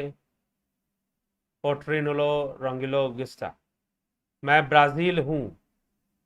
ठीक है, तो इंग्लिश में लिखिए या फिर हिंदी में लिखिए, जो में जानते हैं। ब्रह्म में ही तो है और इसके बाद भी रहने का मतलब फिर से मनुष्य जन्म लेना, ये कहाँ कहा गया क्या महेश मकवाना जी ऐसा? यहां तो साफ साफ बताया गया, जैसे नदी समुद्र में मिल गई, ना उसका नाम बचा ना उसका रूप बचा, नदी कहां गई आपको पता ही नहीं चलने वाला। वही हालत योगी की होती है, वही बताया जा रहा है, तो दोबारा आने का कोई मतलब ही नहीं है। ये तो कहा ही नहीं गया ना, पता नहीं, ये बार बार इतनी बार रिपीट हुई है ये बात, तो उसको सुनते ही होंगे महेश जी। तो जेएम के क्षमा करें, आप परेशान करने के लिए, मुझे पता नहीं क्या आपके बारे में बात कर रहे हैं, क्योंकि मैं अपनी भाषा नहीं बोलते हैं, मैं अनुवादक द्वारा अनुवाद कर रहा हूं, लेकिन मुझे आशा है कि यह सब ठीक हो जाएगा जी। अर्णव गोस्वामी जी, सर जी केजरीवाल सर ने सबको फ्री पानी बिजली राशन देने के लिए बोला था, ऑक्सीजन का बोला भी नहीं था, इसलिए इंतजाम ही नहीं किया था, अब ऑक्सीजन कहां से दे? क्या कह रहे हैं हमको समझ ही में नहीं आ रहा। सर जी केजरीवाल सर ने सबको पानी बिजली फ्री देने के लिए कहा था, ऑक्सीजन का तो बोला भी नहीं था। अच्छा, हाँ तो ठीक है, तो ऑक्सीजन बोला नहीं तो कहां से देंगे फिर? ठीक, देखिए सुनिए, फिर से मैं एक बात कह दे रहा हूं, आप लोग अगर चाहते हैं कि यह राष्ट्र बचे तो चीजों को समझना और प्रायोरिटीज पर कैसे रखना है यह जानना पड़ेगा। प्राथमिकता क्या है? प्राथमिकता रोटी है। यहां पर इस देश के लिए हमारे स्वतंत्रता सेनानियों ने, क्या वो रोटी के लिए लड़ रहे थे कि इनको रोटी मिल जाएगी? हाँ, आप बता दो, क्या बिजली पानी के लिए लड़ रहे थे या अपने स्वाभिमान के लिए, स्वाधीनता के लिए? किसके लिए उनका संघर्ष था? तो क्या कल कोई फ्री बिजली पानी देगा तो अपना धर्म बदल लोगे, अपना ईमान फिर बेच दोगे? हाँ भाई, फ्री बिजली पानी मिल रहा है तो सब ठीक है जी, कोई दिक्कत नहीं है। ठीक, पता चले कि फ्री बिजली पानी दे और फॉरेन से फंडिंग लेकर विदेशी एजेंडा को ले आए भारत में, विदेशी एजेंडा चलाना शुरू कर दे। ये तो आपको सोचना चाहिए ना कि भाई आप प्राथमिकता किसको देते हैं। आप फ्री बिजली पानी को प्राथमिकता देते हैं या अपनी स्वाधीनता को प्राथमिकता देते हैं? नहीं भाई, हमारा भारत देश जो है, वास्तव में भारतीय संस्कृति जो है वो बनी रहनी चाहिए, वो उपनिषदों की संस्कृति, वो योग की संस्कृति, वो शास्त्रों की दी हुई संस्कृति, वो बनी रहनी चाहिए कि बिजली पानी जरूरी है आपके लिए। आप सोच लो ना खुद, आपको ये निर्णय लेना पड़ेगा ना कि आप कहां पर रहना चाहते हैं, कैसे। इसका मतलब ये नहीं कि बिजली पानी का कोई महत्व नहीं है, महत्व है उसका भी, लेकिन प्रायोरिटी किसकी है ये आपको देखना पड़ेगा। और उसको देखकर जो नेता आपको सटीक लगता है भैया उसका चुनाव करो, उस रास्ते पर जो सटीक लगता है उसका चुनाव करो। किसी नेता का, चाहे केजरीवाल हो, चाहे मोदी हो, चाहे किसी के हो, किसी का भक्त मत बनो, किसी का फॉलोवर मत बन जाओ। भाई हमें लगता है कि यह देश संस्कृति के लिए अच्छा काम करेंगे, जितने डाटा हमारे पास है आप उसको चुनिए। अब और क्या कर सकते हैं? तो केजरीवाल जी ने क्या कहा क्या नहीं कहा, और कितना सही ऑक्सीजन ऑक्सीजन की तो व्यवस्था कई जगहों पर नहीं हो पा रही है, दिल्ली में ज्यादा बुरा हाल है। ठीक है, हाँ यह है कि स्वास्थ्य व्यवस्था राज्य सरकार के अंतर्गत आती है तो उन्हें करना चाहिए, वो करने का प्रयास कर रहे हैं। जब देश में ही नहीं है, विदेश से बुलाया जा रहा है, तो पूर्ण रूपेण वह भी दोषी हैं ऐसा कैसे कहा जाए कि वह भी दोषी हैं पूरी तरह से? थोड़े बहुत दोषी हो सकते हैं, लेकिन पूरी तरह से दोषी हैं ऐसा भी नहीं कहा जा सकता। ठीक है, और सीधी सी बात में मैं तो यही आपको कहूंगा ना कि भाई चुनो, कैसे चुनो, विचार करके चुनो, नहीं तो मात्र फ्री बिजली पानी में कोई भी धोखा दे सकता है आपको। ठीक है, तो यह भी समझना चाहिए। क्या एक जीव दूसरे जीव से बुरे कर्मों को अपने ऊपर ले सकता है? अगर बुरे कर्मों में उसका साथी बनेगा तो ले लेगा, अगर बुरे कर्मों में उसका साथी बनेगा तो ले लेगा। ठीक है, या उससे वो लाभ उठाएगा, उसके पाप कर्म से, उसके बुरे कर्म से अगर वो भी लाभ उठाएगा तो भी वह उसके बुरे कर्मों को अपने ऊपर लेगा, क्योंकि वो उससे लाभ उठा रहा है। ठीक है, वो पाप कर रहा है, वो चोरी कर रहा है और लाभ को दूसरा व्यक्ति भी उठा रहा है बिना चोरी किए, तो वो भी एक साथ चोर बन जाएगा फिर, क्योंकि लाभ तो वो भी उठा रहा है ना उस स्थिति से, तो निश्चय ही फिर बुरे कर्मों को अपने ऊपर ले लेगा। संत संत नमन गुरु जी, नमस्कार।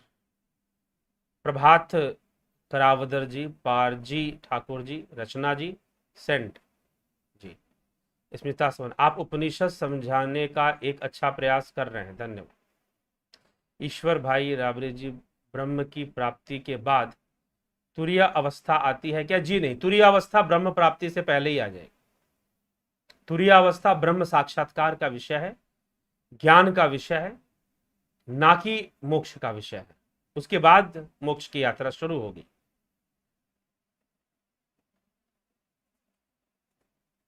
स्थित प्रज्ञता ही ब्रह्मचर्य है, बिल्कुल सही बात, स्थित प्रज्ञता ही ब्रह्मचर्य है। शरीर के गुण कर्म में गुण कर्म नहीं है, प्राण के गुण कर्म में गुण कर्म नहीं है।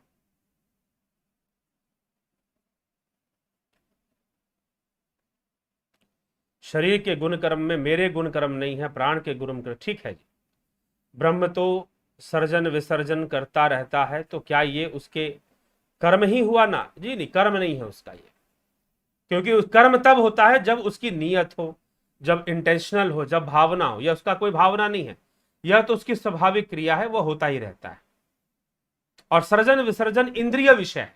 पहली बात तो ये, सर्जन होना, विसर्जित होना, सृष्टि होना, प्रलय होना, यह मात्र इंद्रिय जगत में ही होता हुआ दिखाई देता है।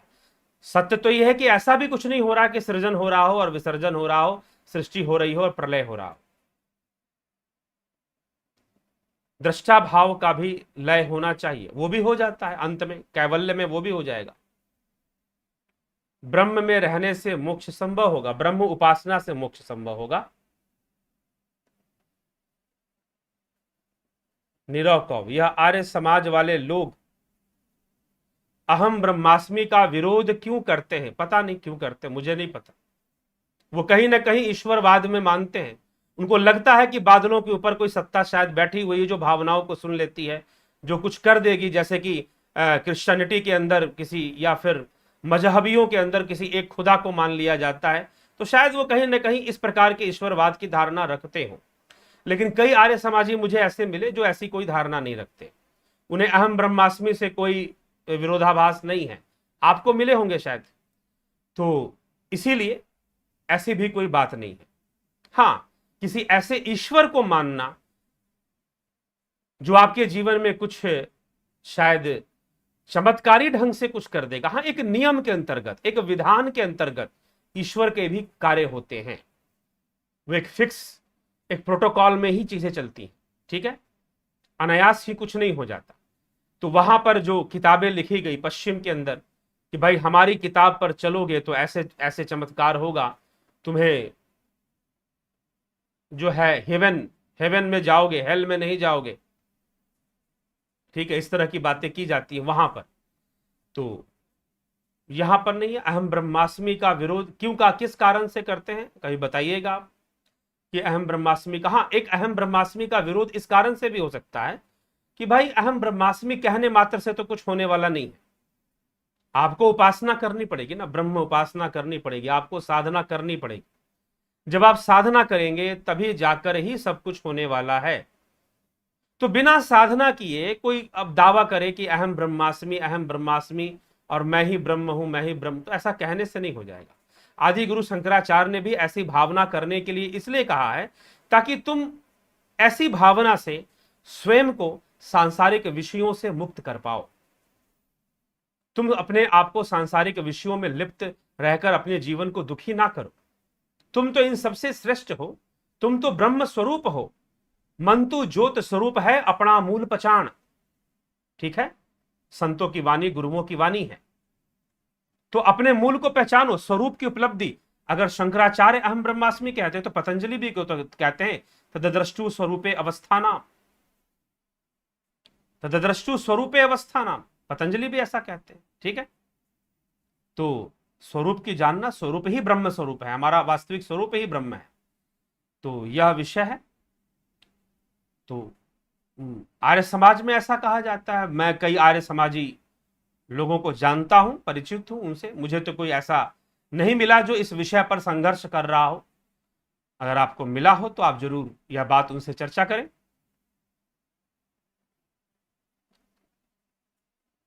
ब्रह्म ही सत्य, लेकिन जगत भी सत्य है, ब्रह्म रूप में सब कुछ सत्य है। जगत मिथ्या है, ब्रह्म सत्यम जगन मिथ्या। अब मिथ्या किसे कहते हैं यह जानना जरूरी है। मिथ्या का अर्थ असत्य नहीं होता। मिथ्या इज नॉट अनरियल, मिथ्या इज नॉट अनरियल, मिथ्या असत्य नहीं है। हमारे वीडियो पर हमारे चैनल पर एक वीडियो है, सत्य असत्य और मिथ्या, आप उसको जरूर सुनिए। सत्य असत्य और मिथ्या, तो आप इसको जरूर सुनिए, आप इसको जरूर समझिए। तो मिथ्या का कॉन्सेप्ट जानना जरूरी है। मिथ्या क्या है? मिथ्या वो होता है कि जो दिखाई दे रहा है वह नहीं है कुछ और, लेकिन है जरूर। तो यह जगत वास्तविक है लेकिन मिथ्या है। यह क्या बात हुई? वास्तविक भी है, मिथ्या भी है। जी हां, सूर्य जो है पूर्व से उदय होता है, सूर्य पूर्व में उदय होता है और पश्चिम में अस्त हो जाता है। यह बात क्या है? ये सत्य है या मिथ्या है या असत्य है? तो यह बात मिथ्या है। यह असत्य तो नहीं है लेकिन मिथ्या है। मिथ्या क्या? कि सूर्य का उदय पूर्व में होता है, पश्चिम में अस्त होता है। सत्य तो यह है कि सूर्य ना उदय होता है ना ही सूर्य अस्त होता है। आप तो घूमती हुई पृथ्वी पर खड़े हो और पृथ्वी घूम रही है, इसलिए आपको सूर्य उदय होता हुआ और अस्त होता हुआ दिखाई देता है। लेकिन सत्य यह है कि सूर्य ना उदय होता है ना सूर्य अस्त होता है। लेकिन आपकी संपूर्ण दिनचर्या इसी पर निर्भर करती है कि सूर्य कब उदय होता है और सूर्य कब अस्त होता है। तो सूर्य का उदय होना और अस्त होना मिथ्या है। ठीक है, असत्य नहीं है, असत्य होना एक अलग विषय है, मिथ्या है। तो मिथ्या का कॉन्सेप्ट पकड़िए। तो ब्रह्म सत्यम जगन मिथ्या, बात सत्य है। ठीक है, तो चलिए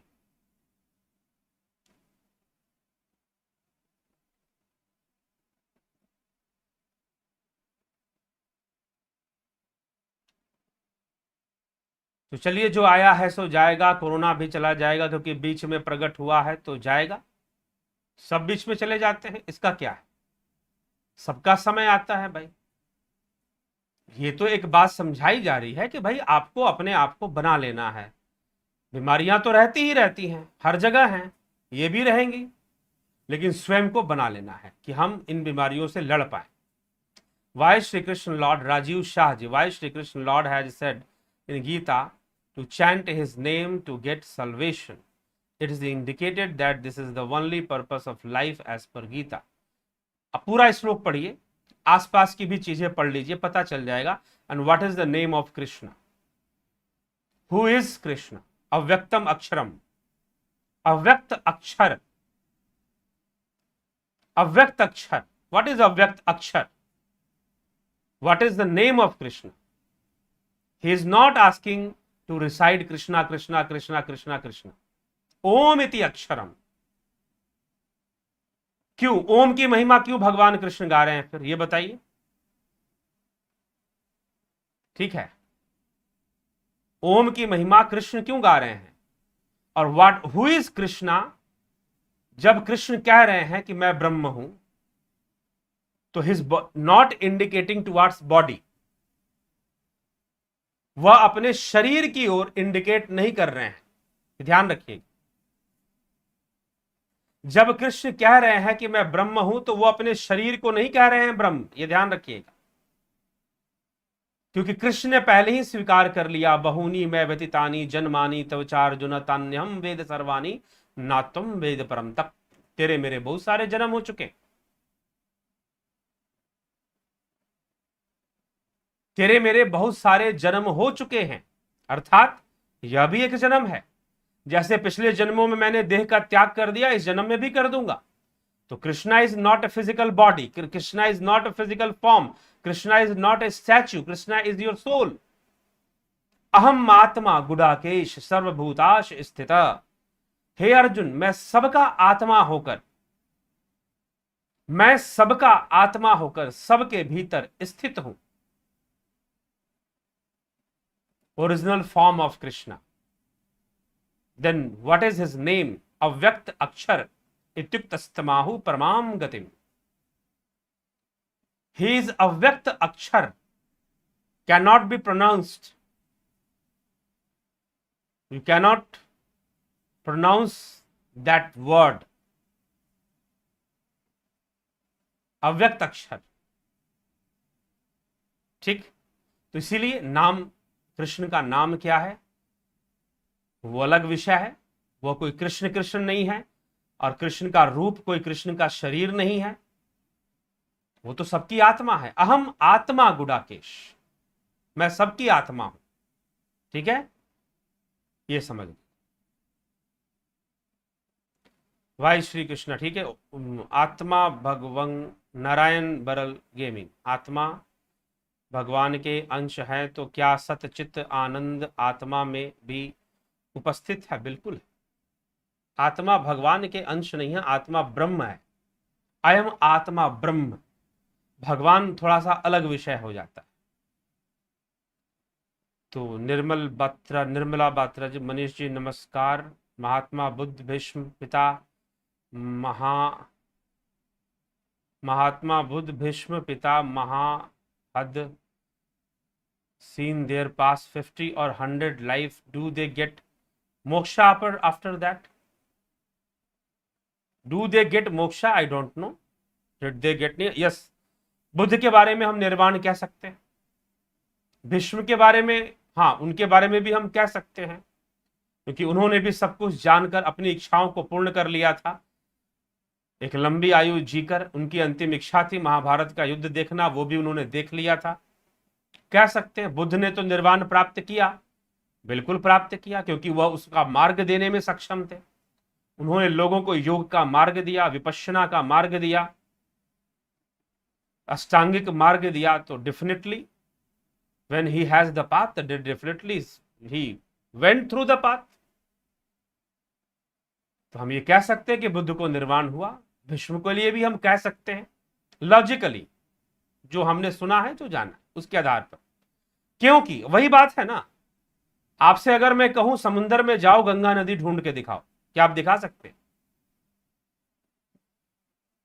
नहीं दिखा सकते ना। गंगा नदी तो लौट कर बताने आती नहीं कि मैं समुद्र में मिल गई।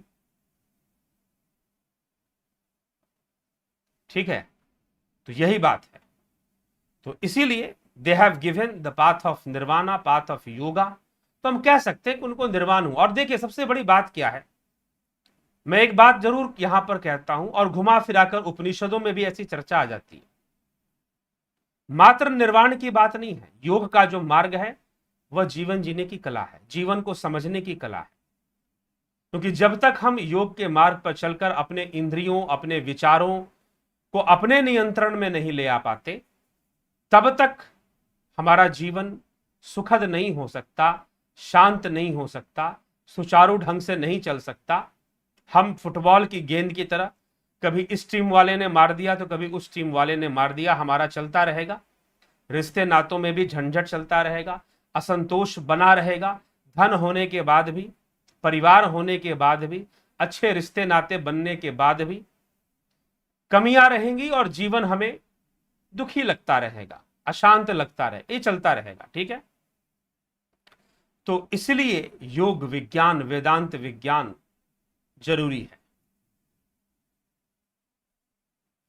It is told that suffering is given to show the way to salvation. That means, are we slave to God? Suffering is the rule of nature. It is not given by anyone. It is the part of nature. It is the balancing force of nature. It will give you suffering and enjoyment, both the things. Both will come, suffering and pleasure. Both things will come in life. सुखा and दुखा है चक्रवत विधि की गति, ऊपर कभी नीचे कभी, सुख दुख न रहते सम, कभी आते कभी जाते कभी। ठीक है, तो it is the not given, it is the part of nature. It support us in the path of yoga if you take it positively. सुखास, the pleasures, physical pleasures and other pleasures, psychological pleasures also support in yoga if they are in balanced form. We need to establish a balance between sukha and dukkha. We need to establish a balance between sukha and dukkha. There is a path between sukh and dukh, suffering and pleasure. There is a path in between. We have to discover that path. That is a madhya marg. Buddha said that is a madhya marg. बीच का रास्ता, वो बीच का रास्ता है। इसीलिए श्री कृष्ण भगवान अर्जुन से कह रहे हैं कि बहुत अधिक खाने वाला बिल्कुल नहीं खाने वाला, बहुत अधिक सोने वाला बिल्कुल नहीं सोने वाला, इन लोगों से योग नहीं सधेगा, इन लोगों से योग नहीं सधेगा। ठीक है, सत चित आनंद एक है या तीन अलग अलग है? एक ही है भैया। ठीक, तो सत्य चित्त आनंद, अवस्था एक है, विषय अलग अलग है। सत्य चित्त और आनंद, ये तीन विषय हैं, लेकिन ये एक अवस्था को ही सच्चित आनंद कहते हैं।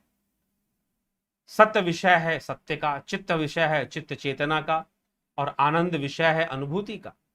तो आनंदानुगत समाधि, महर्षि पतंजलि ने संप्रज्ञात समाधि में आनंदानुगत समाधि की बात की है, जिसमें कि आनंद की अनुभूति होती है, तो उसी को सच्चित आनंद कहते हैं, उस अवस्था को।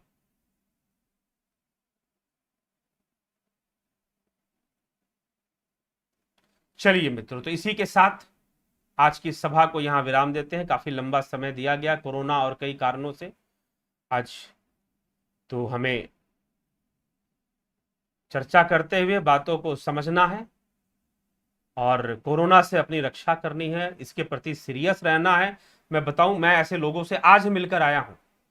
पता चला कि हम जहां पर रहते हैं, जहां से मैं लाइव भी करता हूं, आस पड़ोस में कई लोग रहते हैं, तो पड़ोस में किसी की मृत्यु हो गई है, कोविड से ही हुई है। तो पूरा लंग जो है 80% लंग उनका इन्फेक्ट हो गया था वायरस से। तो मिलने गया और भी कई लोगों से और भी सुनने को आया। तो एक बात मुझे सुनने में जरूर आ रही है कि बहुत सारे ऐसे लोग जो कोरोना को क्या समझते हैं, सर्दी खांसी फ्लू समझते हैं। कंफ्यूजन तो होगा, क्योंकि आपने कोरोना फैमिली के बारे में पता कीजिए, जानिए।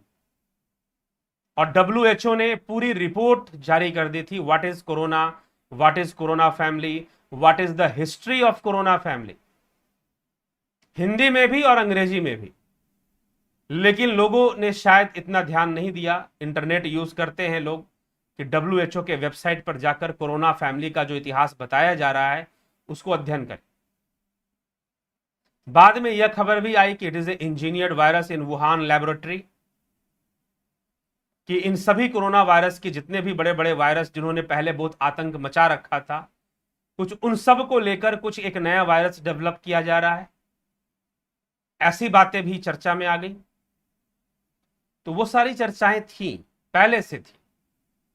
तो इसको सर्दी खांसी समझने वाले लोग इन सब बातों को जानकर भी कि भाई सर्दी खांसी है, तो उन्हें किसी मीडिया वाले ने बता दिया, उन्हें किसी को और ने बता दिया, किसी ने कुछ बता दिया, तो यह समस्याएं ना पाल के बैठे कि यह मात्र सर्दी खांसी है। अगर इसे मात्र सर्दी खांसी समझ के बैठे हुए हो तो बहुत भारी मुसीबत में पड़ सकते हो। और अपने परिवार और सदस्यों को, रिश्तेदारों को भी समझा दे कि भैया अब सर्दी खांसी मत समझ के बैठना, यह कोई सर्दी खांसी नहीं है, ठीक है। पता भी नहीं चलेगा, लंग के अंदर पहुंच जाएगा और ऐसी हालत कर देगा, थोड़ी थोड़ी दिक्कत पहले होगी और 2-3 दिन के अंदर 80%, 75%, मोर देन 50% आपके लंग को खराब कर देगा। विदिन 5 डेज कर देगा खराब, ठीक है। तो निश्चय ही तो आप इस पर विचार करें और विचार कर कर अपना ख्याल रखें, अपने अपनों का भी ख्याल रखें। जितने लोगों को गाइड कर सकते हैं गाइड करें, जहां निकले मास्क पहन के निकले। अगर बीमार नहीं है, सुनिए मेरी बात ध्यान से, अगर आप बीमार नहीं है फिर भी अपनी सेहत का ध्यान रखिए, विटामिन सी लीजिए। टैबलेट आपको नहीं मिलती है, आंवला कैंडी है, कई तरीके हैं विटामिन सी को बढ़ाने का, वो प्रयोग कीजिए। प्राणायाम आदि की क्रियाएं करिए, स्टीम लीजिए, जल नेति कीजिए, कुंजल क्रिया कीजिए। मैं पहले ही बता चुका हूं ये सब, शायद मैं डेली बोलता ही रहूंगा और बोलना भी चाहिए ताकि रिमाइंड होता रहे। जल नेति क्रिया, कुंजल क्रिया, अनुलोम विलोम क्रिया, नाड़ी शोधन क्रिया, श्वासों को रोकने का अभ्यास, ट्रिपल ब्रीदिंग कीजिए, ट्रिपल क्वाड्रिपल, 4 स्टेप में, 5 स्टेप में ब्रीथ दीजिए, छोड़िए, ठीक है। इससे भी बहुत स्टेमिना बढ़ती है श्वासों को रोकने और बनाए रखने की। तो इस प्रकार से अभ्यास कीजिए, रेस्पिरेटरी सिस्टम को स्ट्रांग कीजिए, डेली स्टीम लीजिए। अगर आप इन्फेक्ट नहीं भी हुए हैं, स्टीम थेरेपी का यूज कीजिए डेली, ठीक ना। अगर आपके पास स्टीमर नहीं है, बाहर से खरीद लीजिए आप स्टीमर, जो वेपोराइजर जिसको बोलते हैं, वेपर जो निकालता है उसको लेते हैं स्टीम। तो डेली अगर आप अस्वस्थ नहीं भी हैं, कोई सिम्टम नहीं भी है, तो भी स्टीम लेना शुरू कर दीजिए, ठीक है। मैं यही आपको रिकमेंड करूंगा, क्योंकि अब ये नहीं कह सकते कि आपको किससे कोरोना आ गया, किससे मिले थे तो आपको हो गया, जी नहीं। कैसे हो जाएगा बताना मुश्किल है। कम्युनिटी डेवलपमेंट हो चुका है, कम्युनिटी स्प्रेड हो चुका है कोरोना का, ठीक है। तो अब कहां से आ जाएगा, किसको कैसे इन्फेक्ट करेगा बताना मुश्किल है। तो इसीलिए स्टीम लीजिए, प्राणायाम आदि यौगिक क्रियाओं को कीजिए, अपने इम्यूनिटी पावर को बढ़ाइए। इम्यूनिटी बूस्टर्स कुछ खा सकते हैं तो खाइए, ठीक है। पेट साफ रखिए, अपना शरीर को क्लियर रखिए। तो यह है, पानी की मात्रा पीने की बढ़ाइए, ज्यादा से ज्यादा वाटर इनटेक होना चाहिए, ठीक। तो इन सभी बातों पर ध्यान दीजिए। इस बात का इंतजार मत कीजिए कि हमें इन्फेक्शन होगा तब हम स्टीम लेना शुरू करेंगे, हमें तो कोई दिक्कत नहीं है, जी नहीं। अगर इन्फेक्शन नहीं भी हुआ है तो कोरोना का इतना स्प्रेड हो गया है कि कहां से इन्फेक्ट करेगा आप ढूंढ नहीं पाओगे कि भैया किस व्यक्ति से मिले थे तो हो गया। पहले तो था कि भाई अरे इनको इन्फेक्शन था, वहां भाग के चला गया, पार्टी में चला गया, शादी में चला गया, ये था।